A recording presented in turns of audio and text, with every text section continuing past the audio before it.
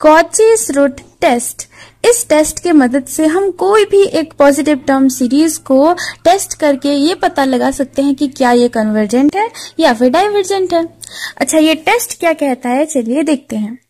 If series UN is a positive term series such that limit n tends to infinity UN to the power 1 by n is equal to L, then the series converges if L is smaller than 1 and the series diverges if L is greater than 1, and the test fails to give any definite information if L is equal to 1, if this limit is equal to 1।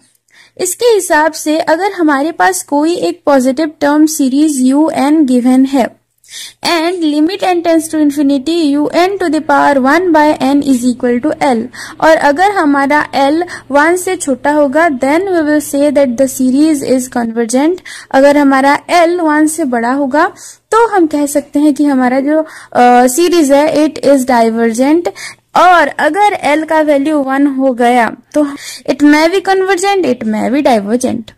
Okay, so let's prove this Cauchy's root test. उसके बाद हम इस related examples भी try करेंगे। Let UN series be any positive term series and limit n tends to infinity UN to the power 1 by n is equal to L। Let UN series be any positive term series and limit n tends to infinity UN to the power 1 by n is equal to L। अभी case 1 में ले लेते हैं कि क्या होगा अगर हमारा L 1 से छोटा होगा, तो चलिए देखते हैं। तो case 1 for L is smaller than 1, let epsilon greater than 0 be any positive number, ठीक है, such that L plus epsilon is smaller than 1। Epsilon एक छोटा सा पॉजिटिव नंबर है such that L plus epsilon is smaller than 1, and let L plus epsilon is equal to alpha. हम इसका एक नाम दे देंगे alpha. Okay, according to our assumption as limit n tends to infinity UN to the power 1 by n is equal to L, so we can say that there exists a positive integer m such that modulus of UN to the power 1 by n minus L is smaller than epsilon for all n greater than equal to m। क्यों भाई हमने ऐसा क्यों लिखा?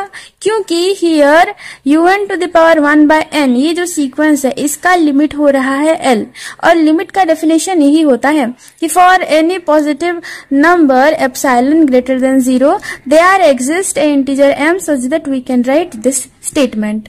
अगर आपको limit में कुछ डाउट है, लिमिट ऑफ ए सीक्वेंस में कुछ डाउट है, तो आप वो वीडियो थोड़ा सा देख लीजिएगा, मैं उसका लिंक आपको डिस्क्रिप्शन में दे दूंगी। तो हमारे पास अभी है modulus of this is smaller than epsilon for all n greater than equal to m, यानी कि हम लिख सकते हैं L minus epsilon is smaller than UN to the power 1 by n and this is smaller than L plus epsilon for all n greater than equal to m, है ना। इसका मतलब यही है, and this implies that L minus epsilon whole to the power n is smaller than UN and UN is smaller than L plus epsilon whole to the power n for all n greater than equal to m, है ना। इधर भी power n कर दिया, इधर भी power n कर दिया, इधर भी पावर n कर दिया, ठीक है, कुछ भी फर्क नहीं पड़ेगा। So we got that UN, this UN is smaller than alpha to the power n for all n greater than equal to m, क्योंकि हमने अल्फा कैसे डिफाइन किया हुआ है, L plus epsilon is equal to alpha, है ना। तो हमको यहां से मिल गया according to our assumption that UN is smaller than alpha to the power n for all n greater than equal to m। Now we have the series summation alpha n, ठीक है। हमारे पास ये जो सीरीज है summation alpha to the power n, it is a convergent geometric series because alpha is smaller than 1। अगर हमारे पास कोई सीरीज है summation r to the power n, this series will be convergent if and only if r is smaller than 1, else it is divergent. Therefore here in this case as alpha is smaller than 1, therefore the series summation alpha to the power n is a convergent series। and हमको पता है comparison test, है ना। पहले थोड़ा सा revise कर लेते हैं उस टेस्ट के बारे में। ओके, कंपैरिजन टेस्ट के हिसाब से अगर UN सीरीज और VN सीरीज दो पॉजिटिव टर्म सीरीज हैं और ऐसा एक के एक नॉन जीरो नंबर के एग्जिस्ट करता है एंड ऑल्सो एक ऐसा m, एक पॉजिटिव इंटीजर m एग्जिस्ट करता है जिसके लिए हम लिख सके कि un it's smaller than equal to k vn for all n greater than equal to m, then if vn series converges then the series un is also convergent. और अगर हमारा un series divergent होगा तो vn series भी divergent होगा. और इस case में हमको मिल जाता है कि un it's smaller than 1 into alpha to the power n. Here k is equal to 1 which is a non-zero finite number. And also there exists m, जिसके लिए हम ये जो स्टेटमेंट है ये लिख सकते हैं. ओके और alpha to the power n ये हमारा एक पॉजिटिव टर्म सीरीज है ना. Series alpha to the power n ये एक कन्वर्जेंट सीरीज है क्योंकि अल्फा इज स्मॉलर देन 1. ठीक है. So by comparison test we got that the series un is convergent. अभी केस 2 की तरफ चलते हैं जहां हम ले लेंगे हमारा L is greater than 1 and let epsilon greater than 0 be a small positive number such that L minus epsilon is greater than 1. ठीक है. हमारा जो L minus epsilon है it is greater than 1 और इसको हम एक नाम दे देते हैं बीटा. ओके बेटा नहीं beta. let L minus epsilon is equal to beta and beta is greater than 1. So according to our assumption, कौन सा वाला assumption? यही कि limit n tends to infinity this is equal to L. ठीक है. इसके हिसाब से इस एप्सिलॉन के लिए भी ऐसा एक m नॉट जरूर एग्जिस्ट करेगा. m naught belongs to z plus such that L minus epsilon is smaller than un to the power 1 by n and this smaller than L plus epsilon for all n greater than equal to m naught. This is the definition of limit of a sequence. और हम अगर इन सब में power n कर देंगे तो हमको मिल जाएगा L minus epsilon to the power n whole to the power n it's smaller than un and this is smaller than L plus epsilon whole to the power n for all n greater than equal to m naught. और हमको पता है L minus epsilon क्या है. L minus epsilon is our beta. So we got that this un is greater than this term यानी कि L minus epsilon whole to the power n which is equal to beta to the power n for all n greater than equal to m naught है ना. और हमको पता है कि series r to the power n is convergent if and only if r is smaller than 1. But in this case beta जो है वो 1 से क्या है बड़ा है. therefore ये जो सीरीज है it is a divergent series and by the comparison test for the positive term series we got that the series summation un this series is a divergent series क्योंकि ये इस वाले जो डाइवर्जेंट सीरीज है इसका nth term से बड़ा हो रहा है for all n greater than equal to m naught. ऐसा एक m नॉट एग्जिस्ट कर रहा है. अभी देख लेते हैं कि L इक्वल टू 1 में ये कन्वर्जेंट होता है डाइवर्जेंट होता है या हमको झूठ बोल रहा है ये जो टेस्ट है. ठीक है कि नहीं मैं नहीं बताऊंगा. शायद ये थोड़ा सा क्या बोलो तो आलसी हो रहा होगा कि L इक्वल टू 1 में मुझे नहीं पता मैं नहीं बताऊंगा ऐसे बोल के चला गया होगा. चलिए देखते हैं. We know that the series 1 by n is a divergent series and the series 1 by n square is a convergent series. क्यों? क्योंकि series 1 by n to the power p ये तभी कन्वर्जेंट होगा अगर हमारा p जो है that will be greater than 1 तभी ही कन्वर्जेंट होगा else it is a divergent series. ठीक है. और यहाँ n का वैल्यू क्या है 2 है therefore it is a convergent and this is a divergent series because here n is equal to p is equal to 1. Okay तो फिर हमको तो पता है ये डाइवर्जेंट है और ये कन्वर्जेंट है. अगर आपको ये इसका प्रूफ चाहिए तो इसका भी मैं लिंक आपको डिस्क्रिप्शन में दे दूंगी. चेक करते हैं कि हमारा जो limit n tends to infinity an whole to the power 1 by n इसका वैल्यू कहाँ 1 होता है. अगर दोनों इसमें अगर 1 हो गया और इसमें 1 नहीं हुआ यानी डाइवर्जेंट के केस में 1 होता है. और अगर इसमें 1 हो गया इसमें 1 नहीं हुआ यानी कि कन्वर्जेंट के केस में 1 होता है. अगर दोनों में 1 हो गया तो भाई ये हमारा जो टेस्ट है जो है वो बेचारा भोला वाला सा ये सही बोल रहा है. बिल्कुल भी आलसी नहीं है. इसने बहुत ज्यादा ट्राई किया हुआ था और इसको पता चला कि नहीं L इक्वल टू 1 पे नहीं होगा. तो चलिए देखते हैं क्या होता है. सो let limit n tends to infinity 1 by n whole to the power 1 by n equal to k, क्योंकि here in this case in this series an का वैल्यू क्या हो जाएगा 1/n, है ना। तो अगर हम दोनों तरफ log ले जाएंगे तो हमको मिल जाएगा log of k is equal to this limit n tends to infinity log of 1/n whole to the power 1/n। क्यों? क्योंकि log of limit n tends to infinity 1/n whole to the power 1/n is equal to limit n tends to infinity log of this. ठीक है, तो ये बन जाएगा हमारा limit n tends to infinity 1/n into log of 1/n, है ना। So अभी आप देखिए this is equal to limit n tends to infinity log 1/n divided by n, और ये आ गया इन्फिनिटी बाय इन्फिनिटी फॉर्म में, यानी कि हम यहाँ एल हॉस्पिटल रूल यूज कर सकते हैं।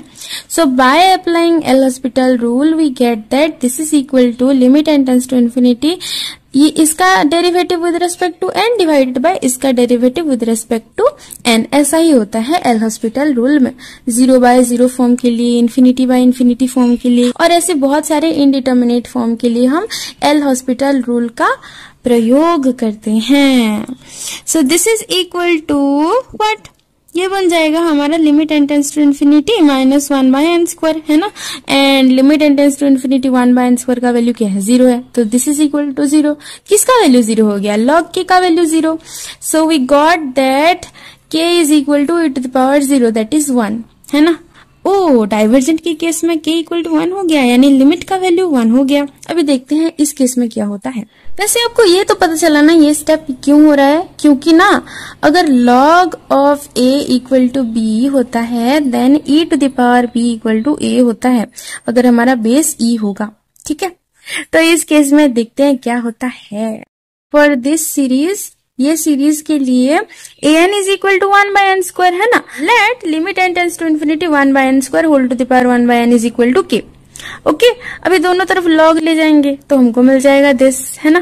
log of limit n tends to infinity of this is equal to limit n tends to infinity log of 1/n² whole to the power 1/n which is equal to क्या, limit n tends to infinity 1/n into log of 1/n²। यहाँ भी L hospital rule हम use कर सकते हैं, है ना। Infinity by infinity form में आ गया ये, तो by applying L hospital rule we get that limit n tends to infinity -2/n³, ये हमको मिल गया। इसका डेरिवेटिव हो गया -2/n³ और इसका डेरिवेटिव हो गया 1, है ना। And this is equal to 0, और ये यहाँ भी हमको log k is equal to 0 मिल गया, और k का वैल्यू यानी हमारा दिस लिमिट का वैल्यू क्या हो गया 1।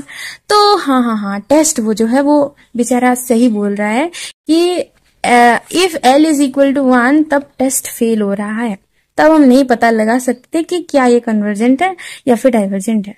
Okay, it depends on the series.